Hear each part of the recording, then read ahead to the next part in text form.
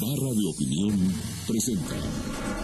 La gente me decía, oye, pues tú suenas bien para gobernadora. Yo misma decía, oigan, yo no puedo, soy hermana del presidente. Yo tengo una carrera política de 30 años. ¿No crees que pesa mucho el apellido? Fuimos a una elección en la que los panistas decidieron con su voto quién sería su candidata a gobernadora. ¿Y fue una decisión premeditada? ¿Voy a ser una mamá soltera? El poder es muy canijo. En Michoacán, si un hombre mata a su mujer por honor, le quita pena. Mira, la gente que vive esperando el temporal y que la lluvia se haya retrasado un mes, tú dices, ¿y de qué les hablo? Felipe Calderón inició su guerra contra el crimen en Michoacán. Te recuerdo que el presidente Calderón fue a Michoacán a petición del gobernador de Michoacán, que se llamaba Lázaro Cárdenas.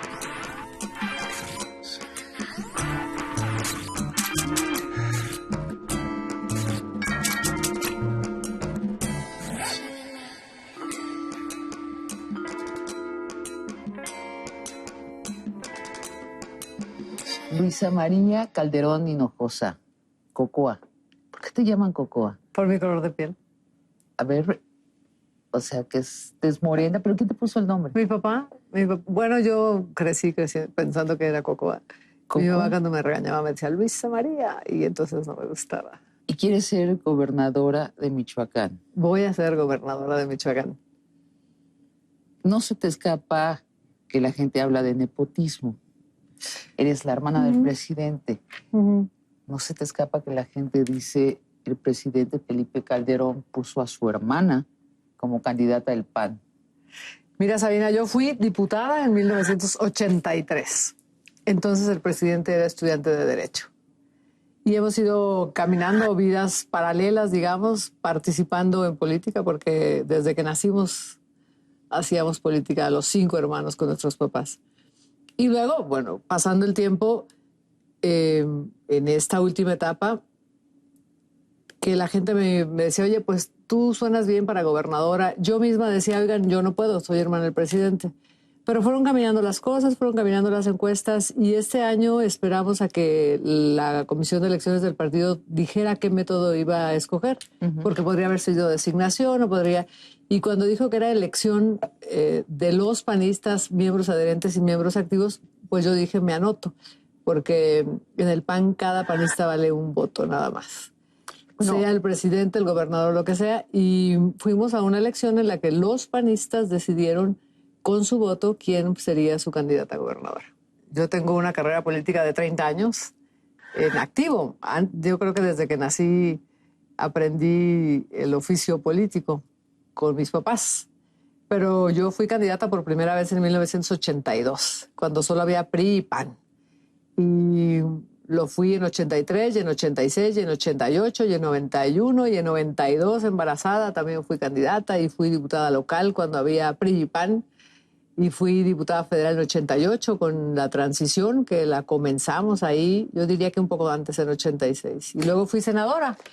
En ninguna de esas me acompañó el presidente Calderón. En tu caso, a los 5 años andabas pegando volantes del PAN por Morelia, así que es lo mismo en tu caso, tu biografía, que tu biografía política. Pero entonces, ¿qué sigue, Cocoa? ¿Margarita Zavala puede ser candidata del PAN a la presidencia? Pues mira, si maduráramos políticamente los mexicanos, podríamos hacer muchas otras cosas. Yo, por ejemplo, veo a Lula acompañando en Brasil a su candidata a presidenta y la acompaña siendo el presidente y no pasa nada. Entonces no verías En España el propio candidato puede ser, en Estados Unidos el presidente puede ser candidato a presidente de la República de nuevo. Yo creo que aquí tenemos, mientras más claras sean las reglas, mucho más podremos tener nuestros derechos políticos individuales a salvo. Bueno, pero entonces no ves mal que Margarita Zavala fuera electa por unanimidad en el PAN como la candidata, porque de hecho es la panista o panista en masculino mejor colocada en la preferencia del público. Margarita desde los 15 años es panista. Yo me acuerdo cómo vendía boletos para las rifas con las que el PAN se mantenía, repartía volantes en el metro porque ella se iba en metro a la escuela y desde entonces es panista, tiene su propia vida, sus propios derechos políticos y sus propios derechos ciudadanos. Entonces no lo verías mal. Mira, si los ciudadanos si los ciudadanos son los que toman la decisión, los ciudadanos tienen que decir. Por eso yo te digo, yo esperé a que el partido dijera cuál es el método de selección para que fueran los panistas con su voto individual y democrático los que dijeran si la queremos o no la queremos. Dijeron que sí. ¿Y qué dijo Felipe? Me dijo suerte el día de la elección interna. ¿Sí? Sí. O sea, no está en contra. Porque Felipe también estuvo jugando con otras posibilidades de tener un candidato de alianza con el PRD, ¿cierto? Sí, y podría decirte que no le gustaba la idea al principio, que sí, pero no.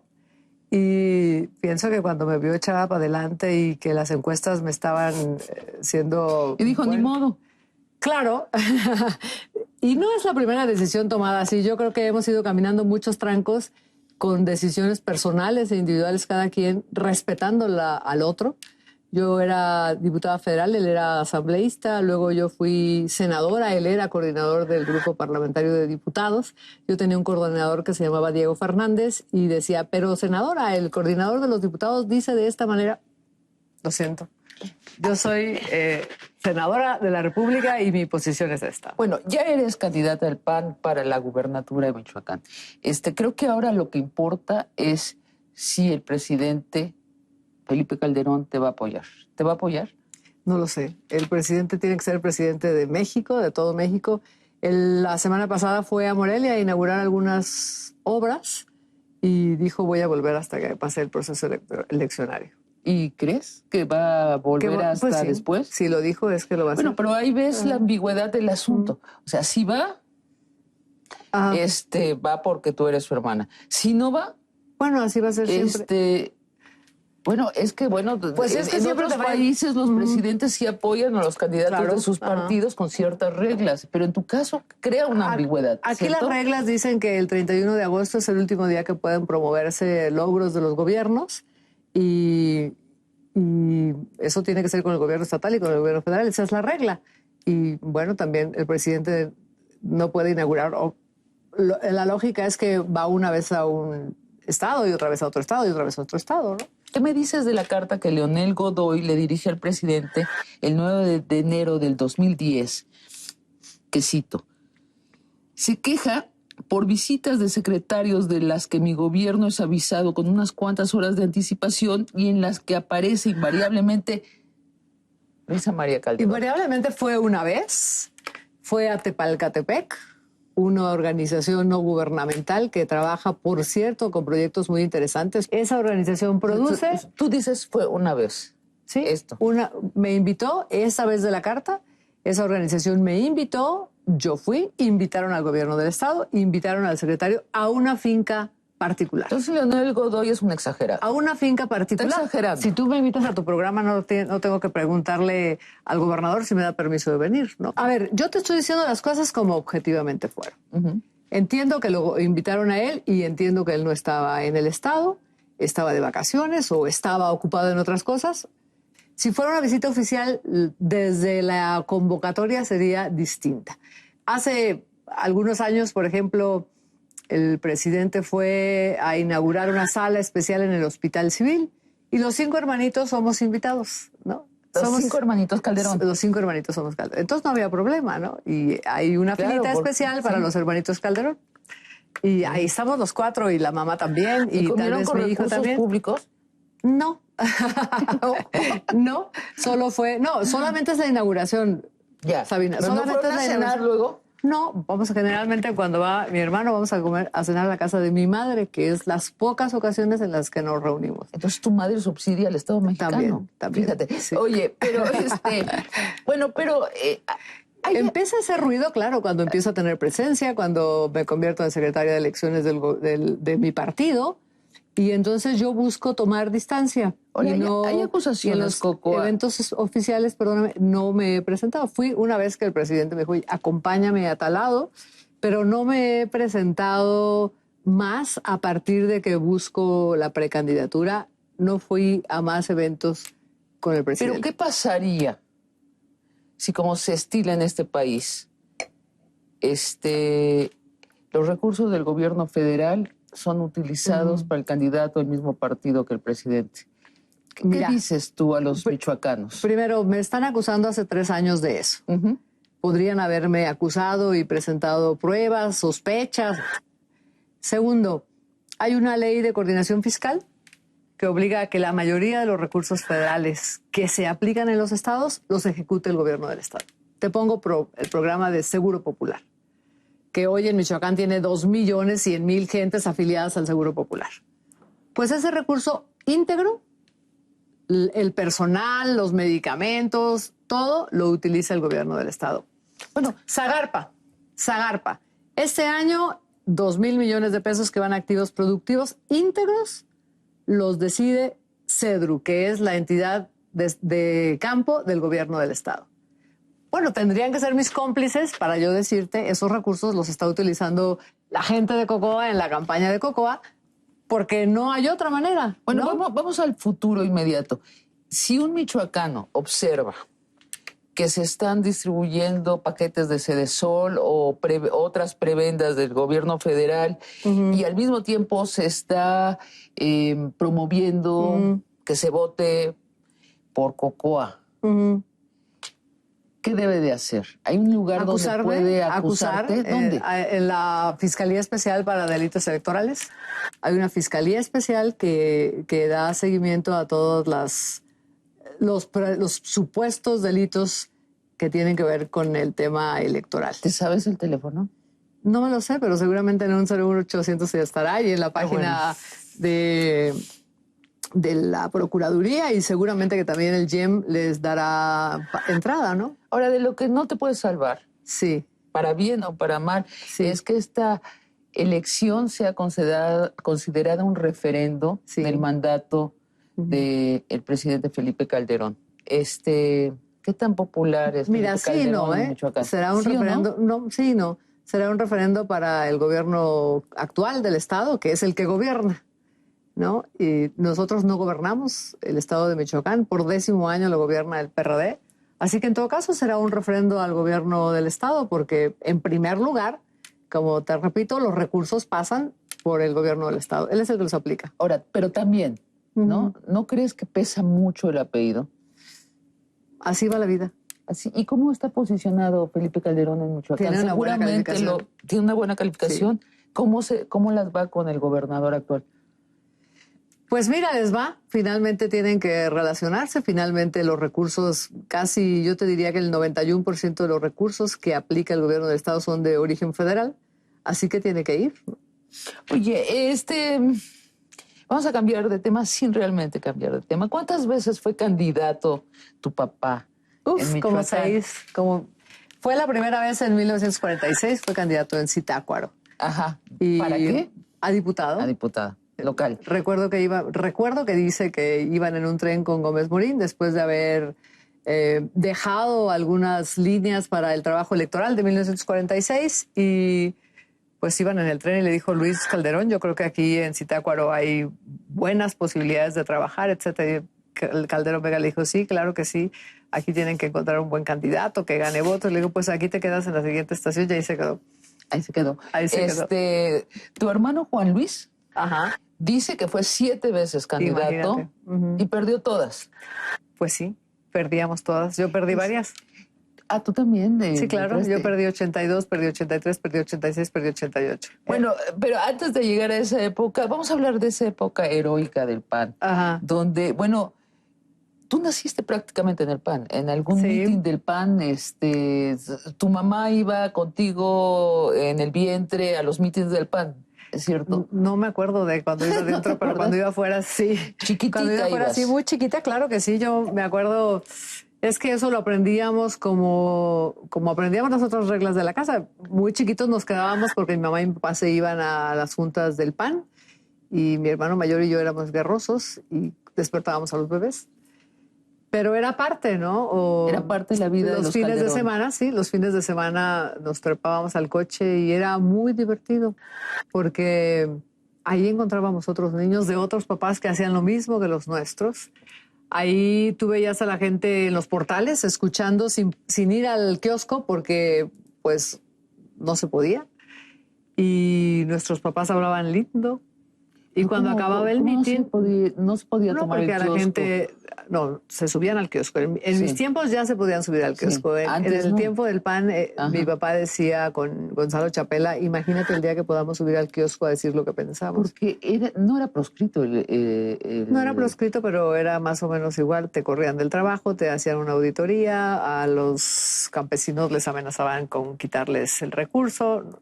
¿Te acuerdas que era muy corporado el tema? El PRI tenía su CNC, su CNOP y su CTM, ¿no? Juan Luis también cuenta que los niños Calderón se reunían alrededor de la mesa de la cocina a hacer engrudo y después salían en la noche a pegar volantes del PAN.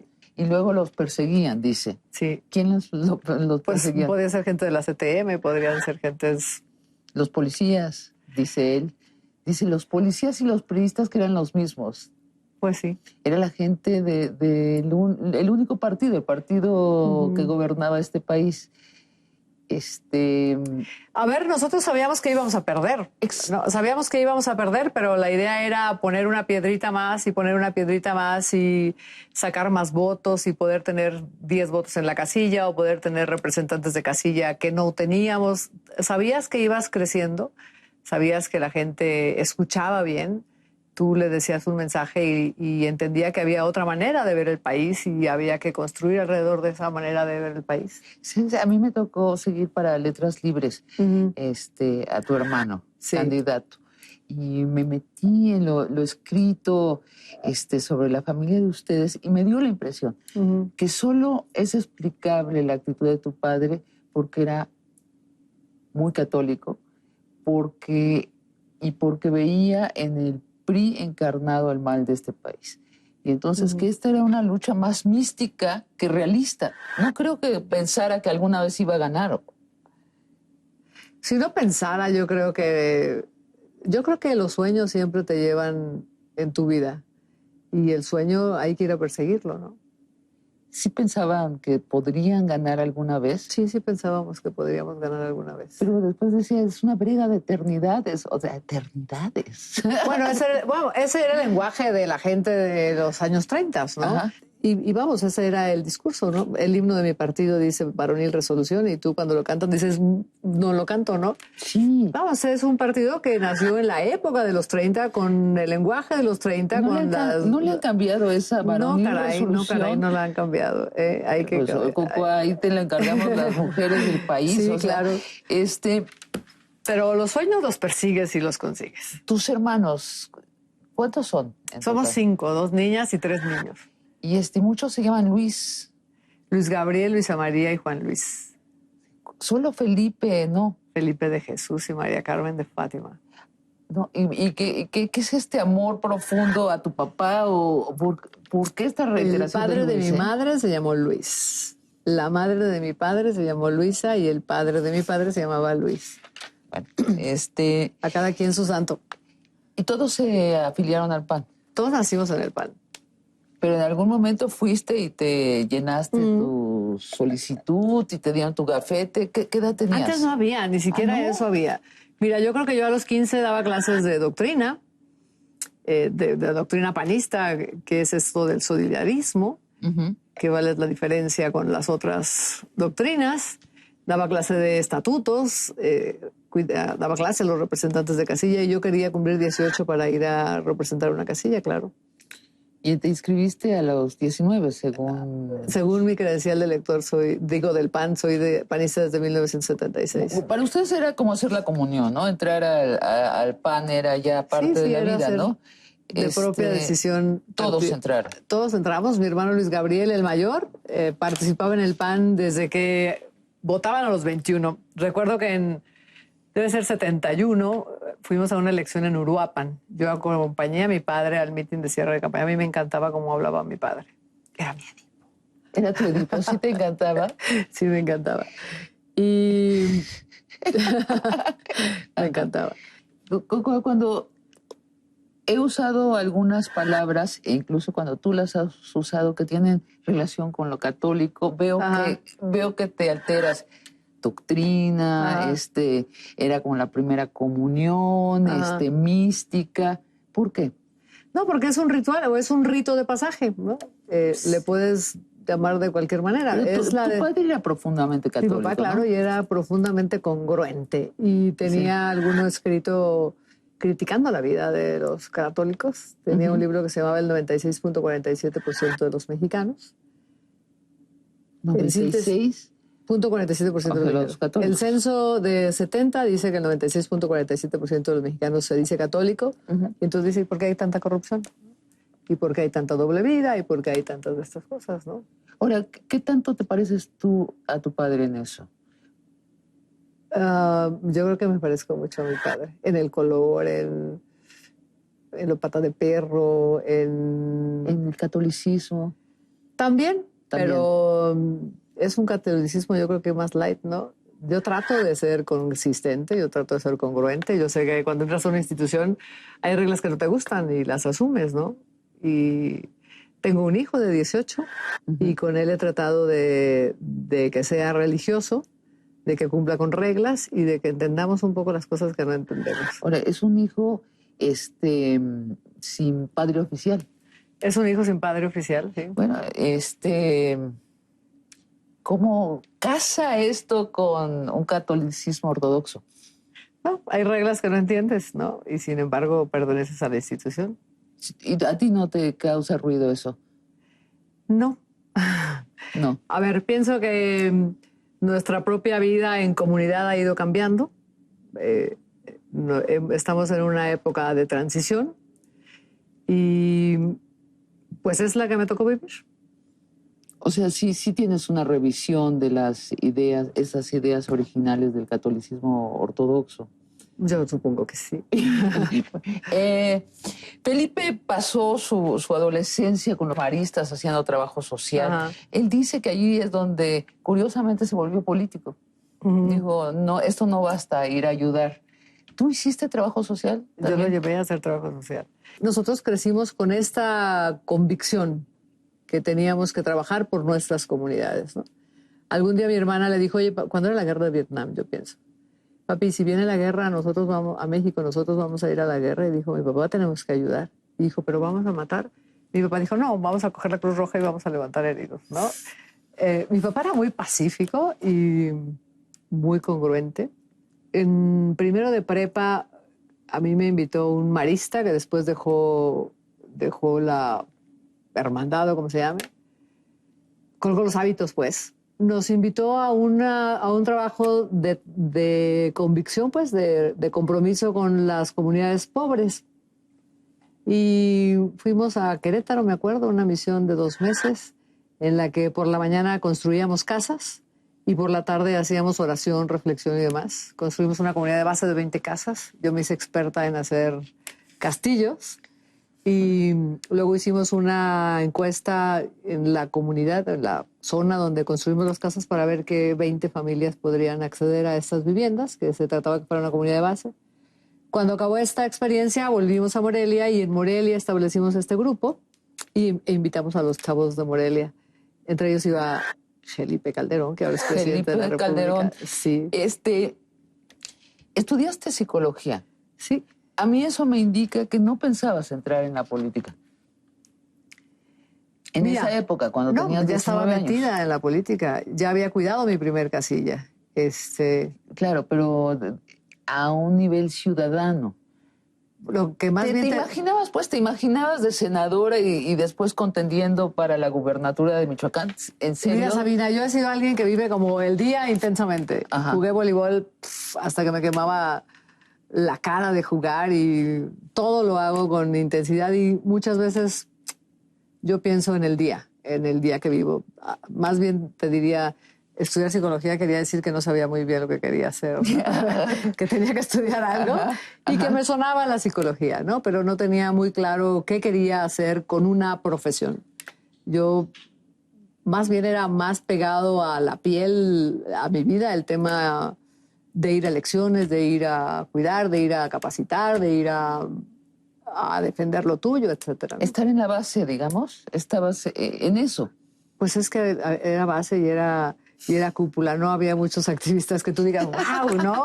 Ya ascendí, no, era Además era el tema mucho más horizontal. Todos ganábamos o todos perdíamos. Era de mucha fraternidad. Después de los mítines el domingo, que los chiquillos retosábamos por todos lados, las mamás y los papás las mamás sacaban tortas, mi papá sacaba café y lo compartíamos. Era un tema mucho más horizontal, mucho más de amigos. ¿De familias también? Sí, claro. Al que le tocaba ser el candidato, pues ese se pletaba y los demás le ayudaban, ¿no? Era mucho más horizontal, ¿no? Ahora, 1988, yo creo que ahí cambia mucho México. La elección de Salinas de Gortari es una elección disputada. Nadie está seguro que realmente ganó, pero lo que sí es seguro es que si sumabas los votos del PAN y del PRD, eran más que los del PRI.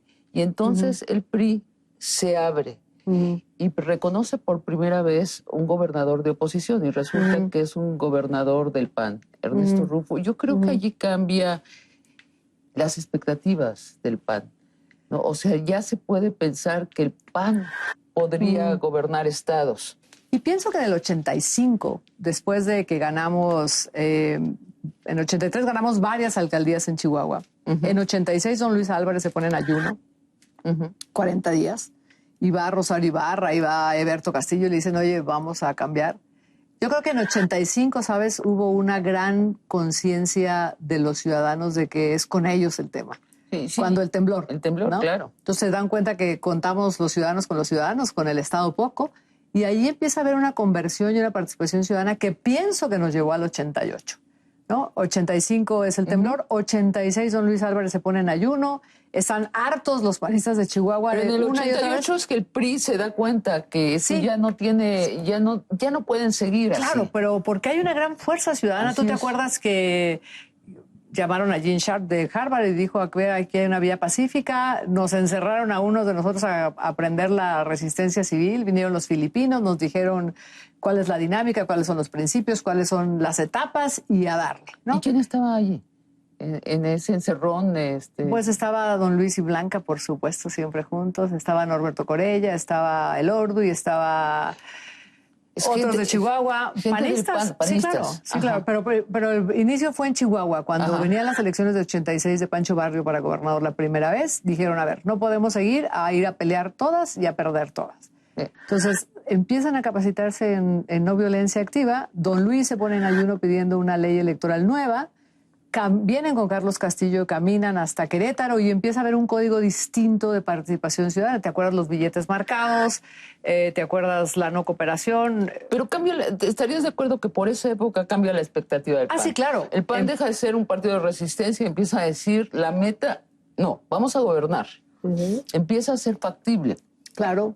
Claro, y es cuando vienen los Bárbaros del Norte, que había habido horneadas de Bárbaros del Norte, habían llegado los del Grupo Monterrey, habían llegado, pero en este 88, en efecto, hay una efervescencia bruta, viene este Maquillo, que es un gordo no panista, que entra, yo me acuerdo muchísimo de eso, que nos gana la candidatura a los panistas tradicionales, por decirlo de alguna manera, y es un tipo humilde, abierto, que hace que, en efecto, cambie la expectativa. Él invita a otras gente, él invita a Fox, él invita a Rufo, él invita a otros panistas como de su perfil. ¿Y dónde estás tú en ese momento?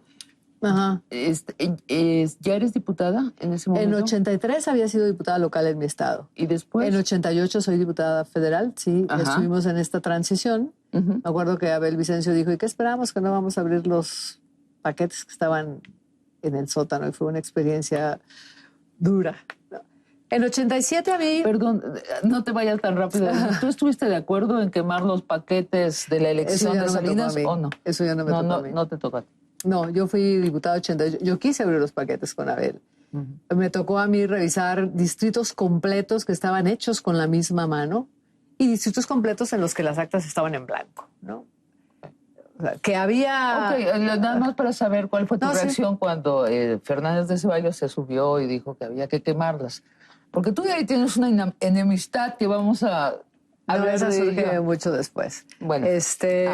Okay.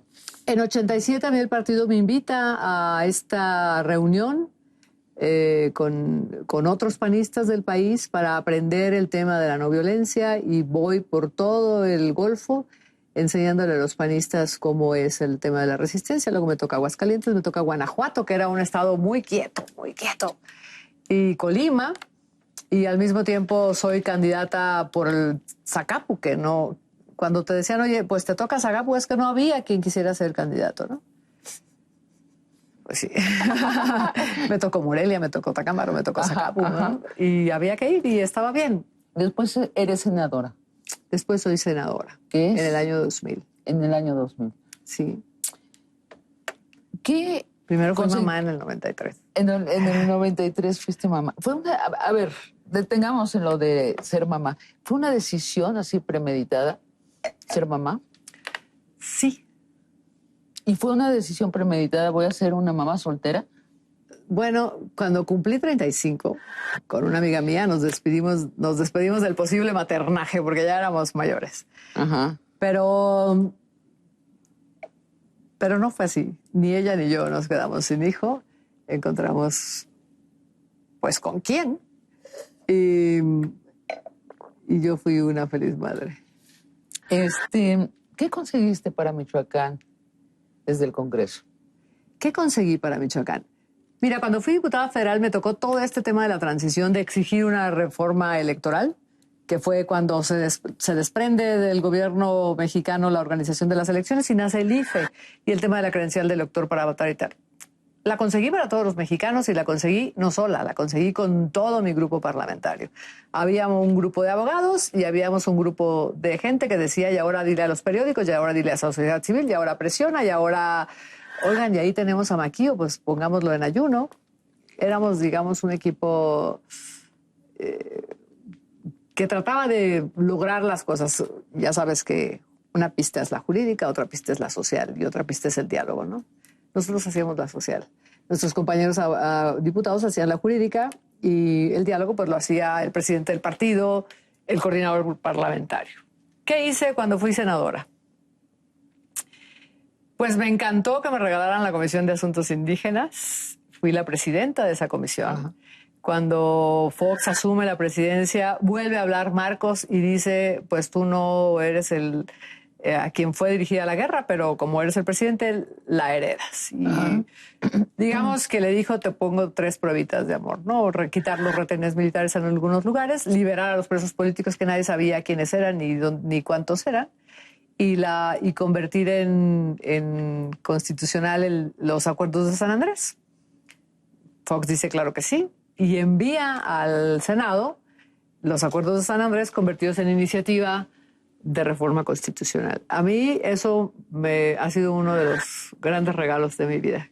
Que participaste en esto. Claro, pero además como presidía la Comisión de Asuntos Indígenas y yo sabía que las leyes se hacen hablando con los demás, arrastrando lápiz, no cambiando, tú la tuya y yo la mía, construimos yo creo que una reforma constitucional muy consensuada. Ahora, hablas de asuntos federales. Sí. Como dices, para los michoacanos, pero para todos los mexicanos. Sí, claro. Pero un hambre que tenemos los ciudadanos es ¿cuándo nuestros senadores y diputados nos van a traer cosas concretas a la gente concreta que vivimos en los lugares que ellos representan? Los legisladores hacen leyes. Cuando yo fui diputada local, trabajé en leyes locales para los michoacanos. Trabajé en una propuesta de educación. Hicimos que el gobernador nos entregara la cuenta pública, que no entregaba. Entonces, participamos en los presupuestos de egresos del Estado. Pero el legislador tiene esa tarea, tienes que legislar. A ver, y tu ley, Diego, mal llamada Diego, es tu ley anti-Diego, Fernández de Ceballos, que te dio mucha notoriedad. Además, sobre todo en México no se estila que uno le tire a la gente de su partido. Oye, mi mamá me decía, te falta prudencia.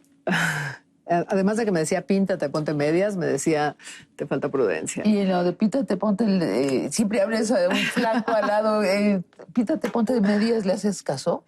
Vienes de pantalones. Mucho. Sí, no mucho. Yo pienso que el hábito no hace al monje. Ya entiendo que es parte del protocolo y como te miran tal, ¿no? Y luego, de llegar a ser gobernadora, ¿usarías falda y vestido? Cuando no haga frío, descarémonos. Cuando no hace frío y no llueve, me encanta traer falda. ¿Sí? Pero cuando hace frío y llueve, me pongo pantalones. Bueno, okay. No, pero decías la ley anti-Diego. Ajá. Y que te dice tu madre, eres poco prudente, pero eso lo consideras, sinceramente lo consideras un defecto o una virtud tuya. Yo creo que es de mis fortalezas. Aunque a veces se convierte en una amenaza para los demás, creo que lo que hay que defenderlo, en principio por las buenas, ¿no? Bueno, explicando rápidamente, tú haces una ley que impide que un senador también sea un licitador. Es una incompatibilidad del ejercicio legislativo frente a algunas actividades personales. O sea, que tú no puedes ser abogado y litigar los intereses de un cliente contra el Estado mexicano en el que trabajas. Esa es la ley Diego, ¿no? Sí. Sí, que muy amablemente me le pusieron ley Diego. Año 2006. Declaras que vas a dejar la política. Sí. ¿Por qué? Por varias razones. Después de que fui diputada local, después de que fui diputada federal, tomé distancia. Mira, el poder es muy canijo, ¿no? Te empiezan a decir lo que quieras, como quieras, estás cómoda, tienes un chofer, no tienes mayores problemas y empiezas a estar muy cómoda, ¿no? Y de repente creo que tienes que decir, a ver, se acabó, vamos a volver a perseguir la quincena, a hacer fila, a ver dónde estacionas el coche, a darte tiempo para lo que sea, porque luego estás haciendo tu tarea y dices, y lo que sigue, para conseguir lo que sigue tengo que... Y descuidas tu espacio. Yo creo que los políticos necesitamos tomar distancia y volver a ser como la gente común para que no se te olvide para qué estás ahí, ¿no? Esa fue una razón, ¿no? La fecha está marcada porque Felipe Calderón, tu hermano chiquito, se vuelve presidente de México. También por eso, pero no solo por eso. No solo por eso. No solo por eso. La primera es esta. Yo, de hecho, estuve aplicando para un posgrado en varias universidades antes de, ¿no? Tú aplicas 2 años antes, 1 año antes. La otra es que estaba muy desgastada por el Senado, ¿no? Fue muy dolorosa esa experiencia de la que tú haces referencia. Pero creo que lo muy sano es tomar distancia y decir, a ver, desde lejos, ¿qué traigo en mi morral? ¿Qué cosas buenas pasaron y qué cosas llené de basura que ya no me sirve? Como cuando tú vas a cambiar de bolsa, no, esto ya no, esto ya no, esto ya no, esto sí. Pues ahora me falta esto nuevo y lo vuelvo a hacer. Pero fundamentalmente que no olvides por qué estás ahí, ¿no? Mira, llega el tiempo en que ¿y usted qué horas son? Te dices las que usted diga, senadora. Empiezas a perder el sentido de la realidad cotidiana y eso hace que te alejes, ¿no? ¿Y qué hiciste después del 2006? ¿Vagaste? Vagué con mi hijo. Bueno, fuimos por toda Europa a dar un paseo. Dijiste que querías volver a ser hippie en Barcelona. Sí. ¿Fuiste hippie en Barcelona? Pues no tanto hippie, pero sí. Oye, es que es muy buen lugar para ser hippie, caray. Sí, claro. Alguna amiga me dijo, ¿y qué vas a hacer ahora? Y les dije, voy a ser hippie. Me dijo, no, tú no puedes ser hippie porque ya eres, ¿no? Toda la vida has sido hippie un poco. Pero a ver, sí, ¿qué hiciste? No voy a salir de esta pregunta, o te la voy a contestar completa. Una razón es esa, tomar distancia y volver a ser como la gente común. La segunda estaba muy desgastada. Al tercer año, cuando pasó este tema, yo dije, ya me voy de aquí. Lo de la ley Diego. Ajá. Y tercero, porque sí estaba muy cerca la elección y sí acordamos con mi hermano que estaría yo fuera del espacio público mientras él fuera presidente. Dijiste, no voy a ser la hermana incómoda. Así es. Lo dijiste tal cual, ¿verdad? Pues puede ser que lo haya, no recuerdo las palabras, pero ese es el sentido. ¿Y ahora soy la hermana incómoda? Pues no sé, pero veremos cómo va la elección, ¿no? El asunto de qué tanto se entromete el presidente, yo creo que va a hacer ruido constantemente. ¿No te parece? Pues sí, los opositores míos siempre lo usarán como su fortaleza, ¿no? Para empezar a decir algo, digo, el PAN nunca ha ganado en Michoacán. Nunca ha tenido la gubernatura. Supongo que eso también le importa al presidente. Nuestra tendencia es ascendente. Hemos crecido consistentemente desde el año, el 95. Él fue candidato y traíamos 12% de preferencia electoral y él la dejó en 27. Luego, ese fue 95, después... En el año 2001, me acuerdo que Lázaro me decía, oye, tu hermano va a ir, porque si va tu hermano yo no puedo, yo no voy, ¿no? Lázaro Cárdenas. Fue Lázaro Cárdenas. Nosotros esa elección la jugamos con Chavo López, que creció la votación también, y en el 2007 otra vez con Chavo López nos quedamos a 50,000 votos de ganar. Y además hemos crecido en las intermedias y en las locales. Nosotros hoy tenemos 12 diputados locales, de 40 que tiene el Congreso, y nuestros números han sido buenos. En la elección federal pasada, aún yéndole mal al PAN, y bueno, relativamente, nosotros sacamos las mismas 4 diputaciones que sacamos con el presidente Calderón como candidato. O sea, hemos ido creciendo. Yo voy a hacer ahorita, me voy a regresar hacia el pasado porque se nos está acabando el tiempo y sí te quiero preguntar esto.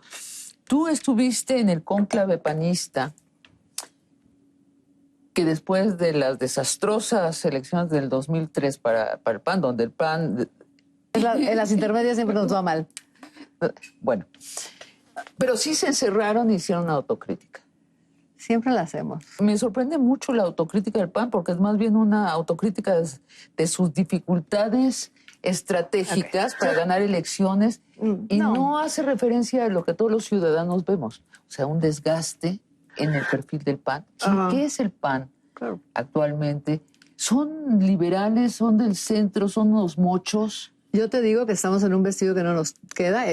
Yo lo he dicho, estamos en paradigmas distintos y el PAN tiene que decidir con cuál de las cosas se queda. Esencialmente tenemos que mantener lo mismo, el respeto a todas las personas, la responsabilidad de todos en la generación del bien común.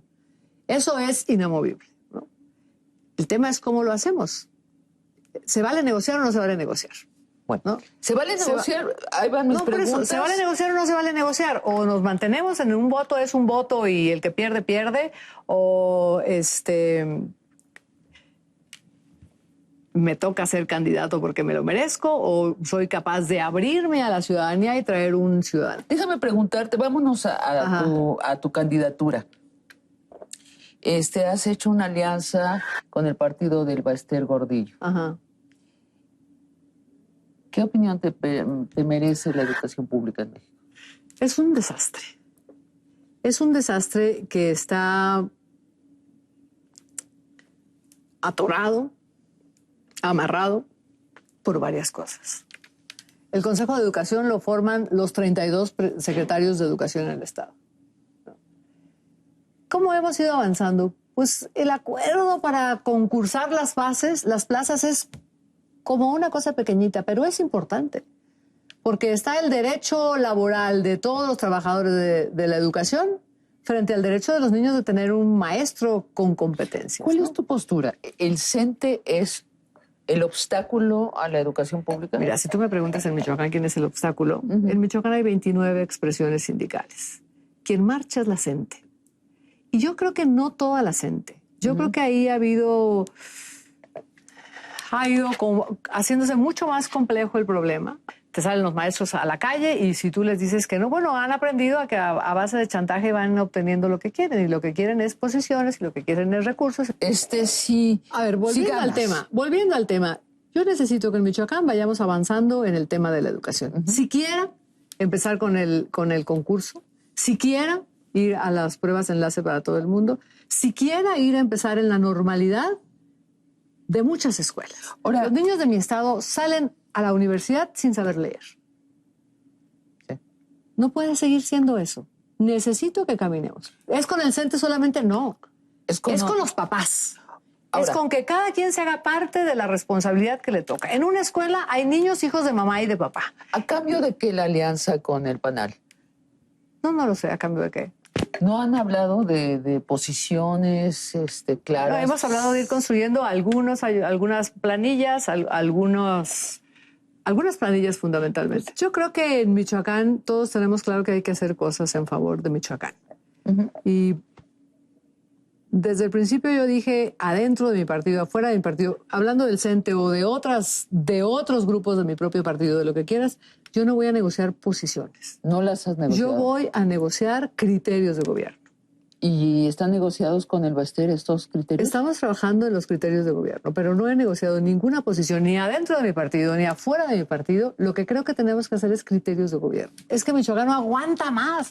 No sabes, los niños no saben leer, los niños creen que no valen.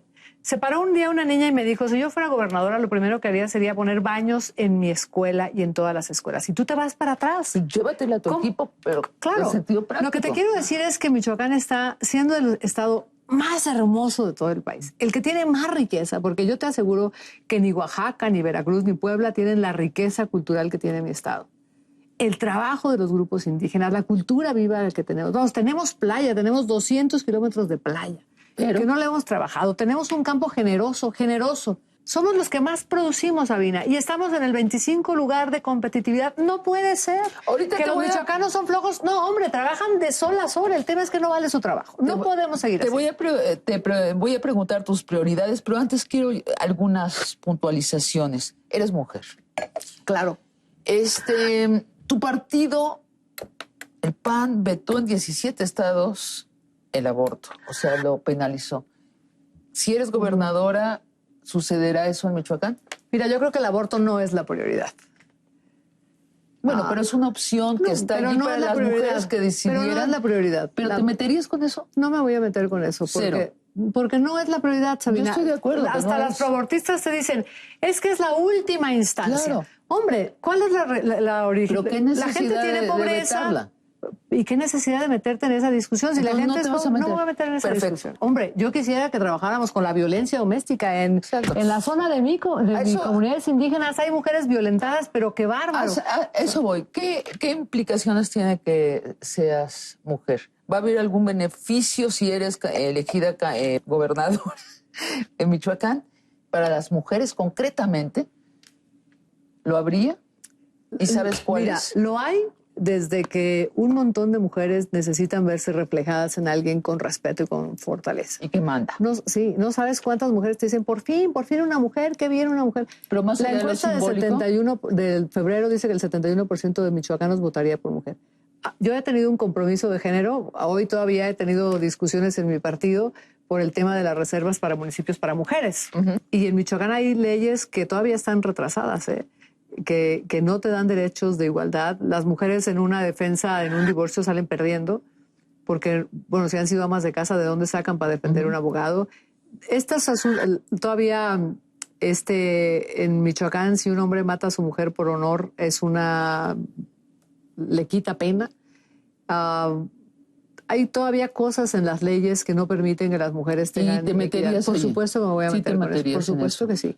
Luego hay un montón de jefas de familia. Una de cada 3 mujeres de 3 familias en Michoacán son jefaturas por mujeres. La violencia contra las mujeres indígenas no tienes idea.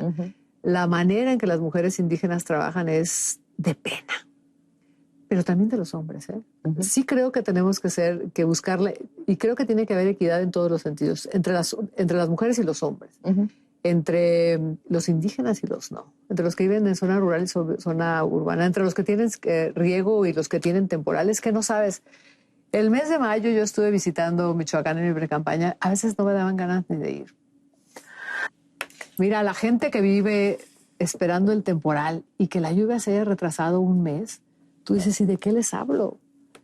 ¿De qué les hablo si no tienen qué comer mañana? Felipe Calderón inició su guerra contra el crimen en Michoacán. ¿Cuál es tu postura? ¿La guerra debe de seguir y en los términos en que está sucediendo? Te recuerdo que el presidente Calderón fue a Michoacán a petición del gobernador de Michoacán, que se llamaba Lázaro Cárdenas.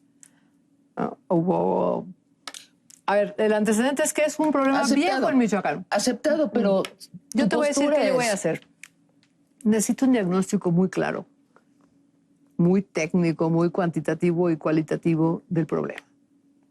Porque la seguridad tiene que ver con que ves gente formada haciendo fila porque le robaron su coche. Pero haciendo fila, La seguridad tiene que ver con el montón de asaltos que hay, con el montón de robos que hay. La seguridad tiene como muchas caras. Y tiene además un proceso que ha ido de... Te voy a contar. Y terminaré diciéndote que necesito un diagnóstico primero. En 86 yo fui con Luis Mejía, mi candidato a gobernador entonces, a Aguililla. No había carretera, subimos a una combi vieja, nuestra debilidad nos defendía. Y cuando llegamos nos dijeron, aquí nadie viene solo, ¿por qué vienen solos? Y nosotros, ¿cómo? ¿Por qué? Pues es que no pueden viajar solos, tienen que viajar en convoy. Y nos fuimos dando cuenta. pasó un chiquillo como no más de 3 años en una camioneta con rines de magnesio, con un aparato de sonido así y con un cuerno de chivo así. Era 1986. Y empezamos a andar por la plaza y los chiquillos traían los dedos negros. Trabajaban en quitarle la goma a las amapolas. Era 1986. Y tú dices, ¿Aguililla? Pues sí, allá están en Aguililla. Pasaron los años, híjole, bajaron a Patzingán, híjole, están en Uruapan. Fue un problema que ha tenido en todas partes. que lo dejamos crecer todos, y yo creo que es responsabilidad de todos. Ahora, y que además ha cambiado de giro. Lo que necesitamos es hacer un buen diagnóstico, Sabina. Es un buen diagnóstico y entonces saber cómo vamos a ir a hacer que la ciudadanía esté segura. Porque la seguridad tiene muchos lados. Lo que yo digo es que en Michoacán tenemos que ser muy serios. Y tenemos que decir cuál es nuestro diagnóstico. ¿A qué le llamamos inseguridad? ¿En dónde está qué tipo de inseguridad? ¿A qué horas? ¿En qué ruta? ¿Con qué variables se asocia? Por ejemplo, donde no hay carreteras hay más violencia. Ahora, me sorprende mucho lo que dices porque quiere decir que no hay un diagnóstico ahora. Vamos a tus 3 prioridades y estamos ya rayando la 1 de la mañana. Tus 3 prioridades de gobierno. Yo creo que más que el si que... fueras electa. Yo le pregunté a los panistas en mi campaña. Siento al IFE acá. Sí, hola. Si gobernáramos los del PAN, ¿cómo tendríamos que hacerle? ¿Por dónde empezar? La prioridad de los panistas, y tengo que preguntársela al resto de michoacanos, es la educación. Desde esta niña que dice yo pondría baños en todas las escuelas, hasta el director del tecnológico que me dice me llegan los chiquillos sin saber leer. La segunda es la seguridad. La tercera es el empleo. La gente dice el empleo, yo digo el ingreso, porque los michoacanos trabajan de solas. O tú ves mujeres con las manos partidas de trabajar la tierra con las manos y no tienen para comer. Entonces, es el ingreso. La cuarta es entre la salud, la cultura y la recuperación de los bosques, ¿no?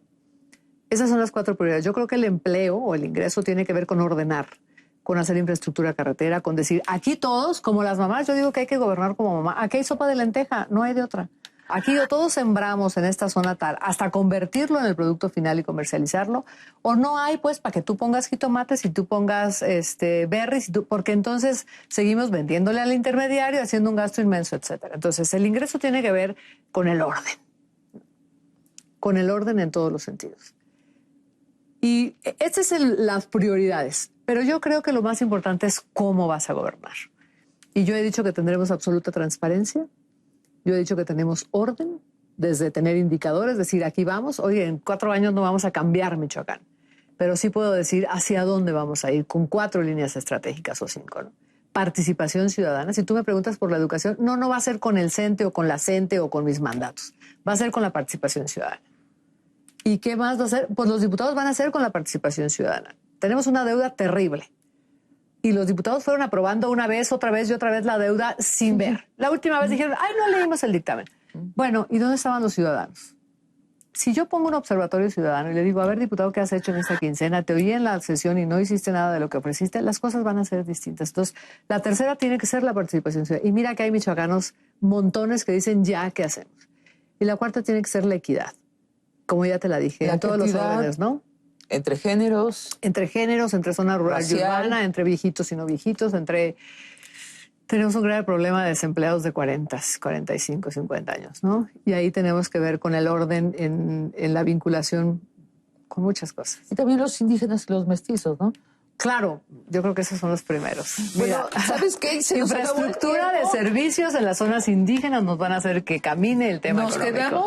Nos quedamos, pero nos vamos. Muy bien, Sabina.